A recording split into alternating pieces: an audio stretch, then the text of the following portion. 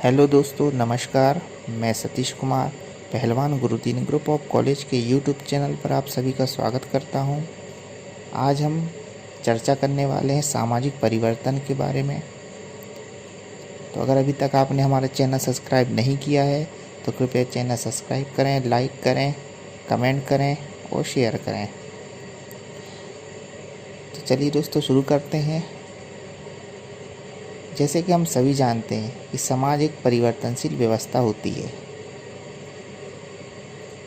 प्रत्येक समाज में चाहे अनचाहे रूप से किसी न किसी रूप में परिवर्तन होता रहता है। विश्व में ऐसा कोई भी समाज नहीं है जिसमें परिवर्तन ना होता हो। परिवर्तन समाज का एक शाश्वत नियम है। यह समाज के आंतरिक तथा बाहरी या संरचनात्मक दोनों पक्षों में हो सकता है। किसी युग के आदर्शों एवं मूल्यों में यदि पिछले युग के मुकाबले कुछ नयापन या परिवर्तन दिखाई पड़े तो उसे आंतरिक परिवर्तन कहते हैं। और अगर किसी सामाजिक अंग जैसे परिवार, वर्ग, जाति, समूहों के स्वरूपों एवं आधारों में परिवर्तन दिखाई दे तो उसे हम संरचनात्मक परिवर्तन कहते हैं। समाज के जो बुनियादी सामाजिक और सांस्कृतिक तत्व होते हैं, जैसे परिवार, वर्ग, राजनीति एवं सांस्कृतिक संस्थाएं सदैव मौजूद रहती है। ये समाज के स्थायी तत्व कहलाते हैं। जो परिवर्तन होता है वह इसके बाह्य स्वरूप तथा आंतरिक स्वरूप में होता है। व्यापक दृष्टि से देखते हैं तो समाज की प्रत्येक संरचना, संगठन एवं सामाजिक संबंध में निरंतर परिवर्तन होता रहता है। चलिए दोस्तों, जानते हैं कि सामाजिक परिवर्तन की परिभाषा क्या होती है। तो सबसे पहले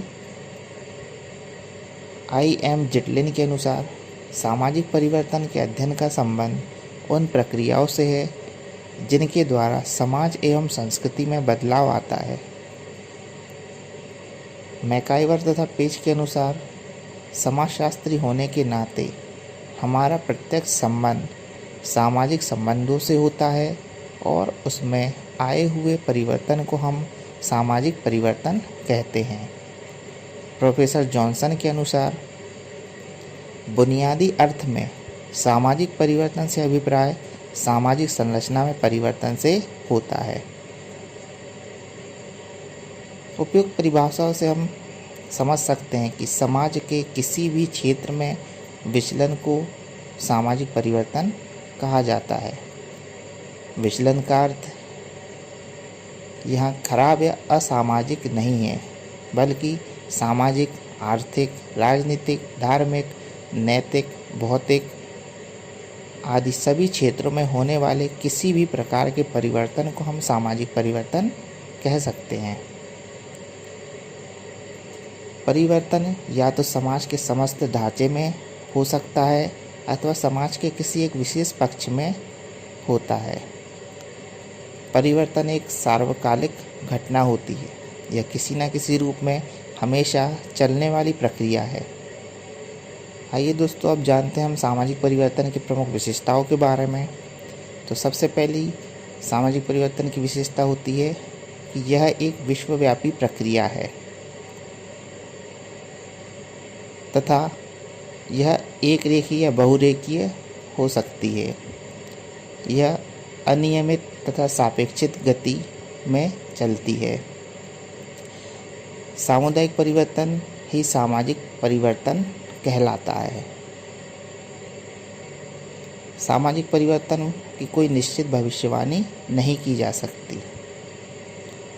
इसके बाद कुछ इसके मुख्य स्रोत भी होते हैं, जैसे पहला है आविष्कार, दूसरा खोज, तीसरा प्रसार, चौथा आंतरिक विभेदीकरण।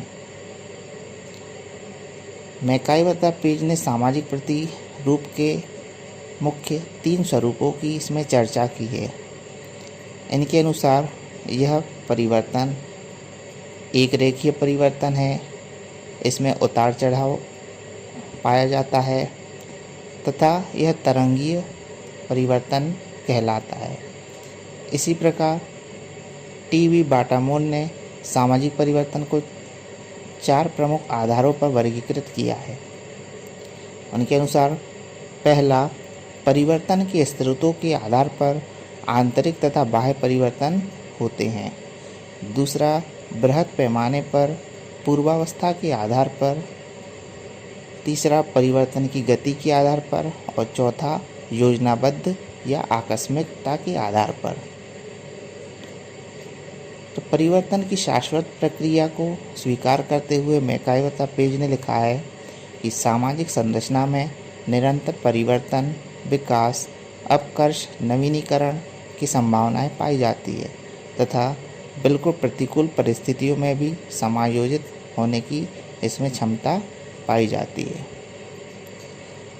सामाजिक परिवर्तन के 2 पक्ष होते हैं, जिसमें सामाजिक परिवर्तन समाज के आंतरिक और बाहरी या संरचनात्मक दोनों पक्षों में ये हो सकता है। किसी युग के आदर्श एवं मूल्य में अगर पिछले युग के मुकाबले कुछ नयापन या परिवर्तन दिखाई पड़े तो उसे हम आंतरिक परिवर्तन कहते हैं। लेकिन अगर सामाजिक अंगों में जैसे परिवार, वर्ग, जाति, समूहों के स्वरूप आदि में अगर परिवर्तन दिखाई दे तो उसे हम संरचनात्मक परिवर्तन कहते हैं। सामाजिक परिवर्तन का अध्ययन करने के लिए सामाजिक परिवर्तन की प्रक्रिया पर सिलसिलेवार ढंग से चिंतन की शुरुआत 19वीं शताब्दी में मानी गई है, जब विद्वानों ने यूरोपीय समाज में औद्योगिकरण और राजनीतिक क्षेत्र में प्रजातांत्रिक पद्धति की स्थापना से उत्पन्न विभिन्न प्रक्रियाओं को समझने का प्रयास किया। जैसा कि गॉर्डन मार्शल ने बताया है कि समाज वैज्ञानिकों सर्वप्रथम इस विषय की ओर ध्यान ब्रिटिश इतिहासकार हेनरी समनर मैन का गया, जिन्होंने अपनी पुस्तक एंसेट लॉ सन 1861 में बताया कि समाज एक सरल व्यवस्था से जटिल व्यवस्था की ओर बढ़ता है। उनके समकालीन मानवशास्त्री H.L. मॉर्गन का भी विचार वैसा ही था। अब बात करते हैं हम सामाजिक परिवर्तन के 2 लोकप्रिय धारणाओं के बारे में। अगस्त काम्टे ने 19वीं सदी के अन्य समाजशास्त्रियों ने सामाजिक परिवर्तन जैसे विषयों में इतनी अधिक रुचि दिखाई कि समाजशास्त्र के प्रारंभिक काल में ही सामाजिक परिवर्तन के बहुत सारे सिद्धांत आ गए। इन सभी सिद्धांतों में ऐतिहासिक, भौतिकवाद और उद्विकासी सिद्धांत सबसे अधिक लोकप्रिय रहे। आज भी समाजशास्त्र के क्षेत्र में सामाजिक परिवर्तन के सिद्धांतों के प्रवर्तक मुख्य रूप से इन्हीं 2 संप्रदायों में कहीं ना कहीं रखे जाते हैं। कुछ समाजशास्त्रियों का कहना है कि सामाजिक परिवर्तन के मुख्य रूप से 3 स्रोत होते हैं, जो कि है आविष्कार, खोज और प्रसार। लेकिन जब हम सामाजिक परिवर्तन के विभिन्न सिद्धांतों को ध्यान में रखते हैं तो ऐसा लगता है कि परिवर्तन का चौथा स्रोत भी संभव है, वह है आंतरिक विभेदीकरण। तो देखा दोस्तों, आज हमने सामाजिक परिवर्तन के बारे में पढ़ा।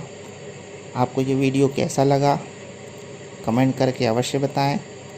अगले वीडियो के साथ मैं आपके समक्ष पुनः उपस्थित होऊंगा। तब तक के लिए नमस्कार, धन्यवाद।